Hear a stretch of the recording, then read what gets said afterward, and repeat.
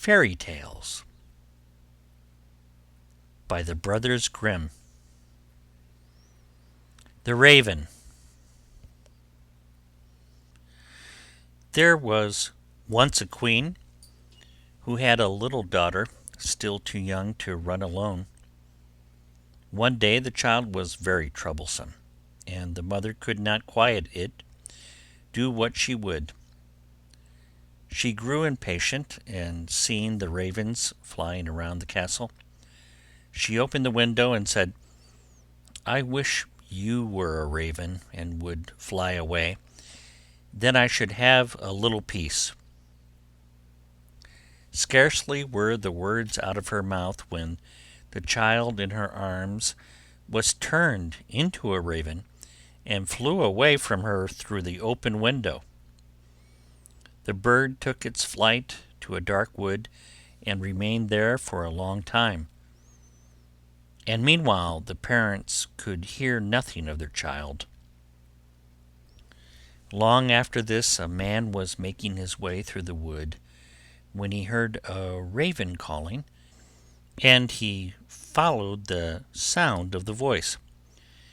As he drew near, the raven said, "I am by birth a king's daughter, but am now under the spell of some enchantment. You can, however, set me free." "Oh, what am I to do?" he asked. She replied, "Go farther into the wood until you come to a house wherein lives an old woman. She will offer you food and drink, but you must not take of either. If you do, you will fall into a deep sleep and will not be able to help me. In the garden behind the house is a large tan heap, and on that you must stand and watch for me. I shall drive there in my carriage at 2 o'clock in the afternoon for 3 successive days. The first day it will be drawn by 4 white, the second by 4 chestnut, and the last by 4 black horses. But if you fail to keep awake, and I find you sleeping, I shall not be set free." The man promised to do all that she wished, but the raven said, "Alas, I know even now that you will take something from the woman and be unable to save me." The man assured her again that he would on no account touch a thing to eat or drink. When he came to the house and went inside, the old woman met him and said, "Poor man, how tired you are! Come in and rest, and let me give you something to eat and drink." "No," answered the man, "I will neither eat nor drink." But she would not leave him alone, and urged him, saying, "If you will not eat anything, you might take a draught of wine. 1 drink counts for nothing." And at last he allowed himself to be persuaded, and drank. As it drew towards the appointed hour, he went outside into the garden, and mounted the tan heap to wait for the raven. Suddenly a feeling of fatigue came over him, and unable to resist it, he lay down for a little while, fully determined, however, to keep awake. But in another minute his eyes closed of their own accord, and he fell into such a deep sleep that all the noises in the world would not have awakened him. At 2 o'clock the raven came driving along, drawn by her 4 white horses. But even before she reached the spot she said to herself, sighing, "I know he has fallen asleep."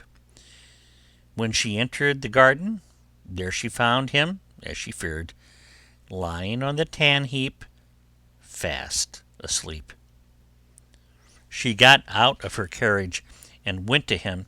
She called him and shook him, but it was all in vain. he still continued sleeping. The next day at noon, the old woman came to him again with food and drink, which he at first refused. At last, overcome by her persistent entreaties that he would take something, he lifted the glass and drank again. Towards 2 o'clock he went into the garden and on to the tan heap to watch for the raven. He had not been there long before he began to feel so tired that his limbs seemed hardly able to support him, and he could not stand upright any longer. So again he lay down and fell fast asleep. As the raven drove along her 4 chestnut horses, she said sorrowfully to herself, "I know he has fallen asleep." She went as before to look for him, but he slept, and it was impossible to awaken him. The following day the old woman said to him, "What is this? You are not eating or drinking anything. Do you want to kill yourself?" He answered, "I may not and will not either eat or drink." But she put down the dish of food and the glass of wine in front of him, and when he smelt the wine, he was unable to resist the temptation and took a deep draught. When the hour came round again, he went as usual on to the tan heap in the garden to await the king's daughter, but he felt even more overcome with weariness than on the 2 previous days, and throwing himself down, he slept like a log. At 2 o'clock the raven could be seen approaching, and this time her coachman and everything about her, as well as her horses, were black.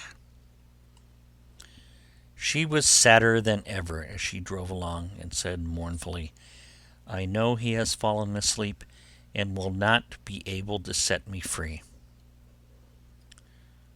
She found him sleeping heavily, and all her efforts to awaken him were of no avail.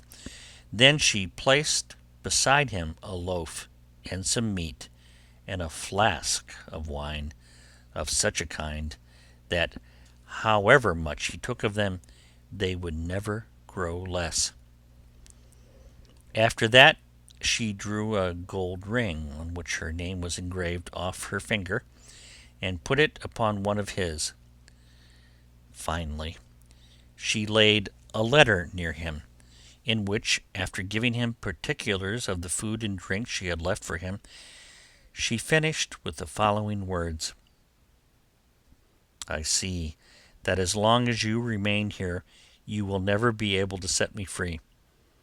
If, however, you still wish to do so, come to the golden castle of Stromberg. This is well within your power to accomplish." She then returned her carriage and drove to the golden castle of Stromberg. When the man awoke and found that he had been sleeping, he was grieved at heart, and said, "She has no doubt been here and driven away again, and it is now too late for me to save her." Then his eyes fell on the things which were lying beside him. He read the letter, and knew from it all what had happened. He rose up without delay, eager to start on his way and to reach the castle of Stromberg, but he had no idea in which direction he ought to go.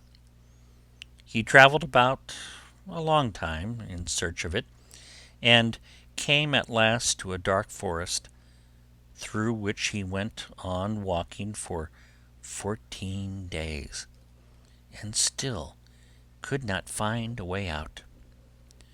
Once more the night came on, and, worn out, he lay down under a bush and fell asleep. Again, the next day, he pursued his way through the forest, and that evening, thinking to rest again, He lay down as before, but he heard such a howling and wailing that he found it impossible to sleep. He waited till it was darker and people had begun to light their houses. And then, seeing a little glimmer ahead of him, he went towards it. He found that the light came from a house which looked smaller than it really was, from the contrast of its height with that of an immense giant who stood in front of it. He thought to himself, if the giant sees me going in, my life will not be worth much. However, after a while he summoned up courage and went forward. When the giant saw him, he called out, "It is lucky for that you have come, for I have not had anything to eat for a long time. I can have you now for my supper." "I would rather you let that alone," said the man, "for I do not willingly give myself up to be eaten. If you are wanting food, I have enough to satisfy your hunger." "If that is so," replied the giant, "I will leave you in peace. I only thought of eating you because I had nothing else." So they went indoors together and sat down, and the man brought out the bread, meat, and wine, which, although he had eaten and drunk of them, were still unconsumed. The giant was pleased with the good cheer, and ate and drank to his heart's content. When he had finished his supper, the man asked him if he could direct him to the castle of Stromberg. The giant said, "I will look on my map. On it are marked all the towns, villages, and houses." So he fetched his map and looked for the castle, but could not find it. "Never mind," he said. "I have larger maps upstairs in the cupboard, and we will look on those." But they searched in vain, for the castle was not marked even on these. The man now thought he should like to continue his journey, but the giant begged him to remain for a day or two longer, until the return of his brother, who was away in search of provisions. When the brother came home, they asked him about the castle of Stromberg, and he told them he would look on his own maps as soon as he had eaten and appeased his hunger. Accordingly, when he had finished his supper, they all went up together to his room and looked through his maps. But the castle was not to be found.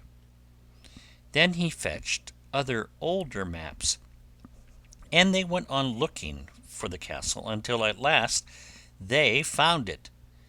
But it was many thousands of miles away. "How shall I be able to get there?" asked the man. "I have 2 hours to spare," said the giant, "and I will carry you into the neighborhood of the castle. I must then return to look after the child who is in our care." The giant thereupon carried the man to within about 100 leagues of the castle, where he left him, saying, "You will be able to walk the remainder of the way yourself." The man journeyed on day and night till he reached the golden castle of Stromberg. He found it situated, however, on a glass mountain, and looking up from the foot he saw the enchanted maiden drive round her castle and then go inside. He was overjoyed to see her, and longed to get to the top of the mountain, but the sides were so slippery that every time he attempted to climb he fell back again. When he saw that it was impossible to reach her, he was greatly grieved, and said to himself, I will remain here and wait for her." So he built himself a little hut, and there he sat and watched for a whole year. And every day he saw the king's daughter driving round her castle, but still was unable to get nearer her. Looking out from his hut one day, he saw 3 robbers fighting, and he called out to them, "God be with you." They stopped when they heard the call, but looking round and seeing nobody, they went on again with their fighting, which now became more furious. "God be with you," he cried again, and again they paused and looked about, but seeing no one, went back to their fighting. A third time he called out, "God be with you," and then, thinking he should like to know the cause of dispute between the 3 men, he went out and asked them why they were fighting so angrily with one another. One of them said that he had found a stick, and that he had but to strike it against any door through which he wished to pass, and it immediately flew open. Another told him that he had found a cloak which rendered its wearer invisible, and the third had caught a horse which would carry its rider over any obstacle, and even up the glass mountain. They had been unable to decide whether they would keep together and have the things in common, or whether they would separate. On hearing this, the man said, "I will give you something in exchange for those 3 things. Not money, for that I have not got, but something that is far more of value. I must first, however, prove whether all you have told me about your 3 things is true." The robbers therefore made him get on the horse, and handed him the stick and the cloak, and when he had put this around him, he was no longer visible.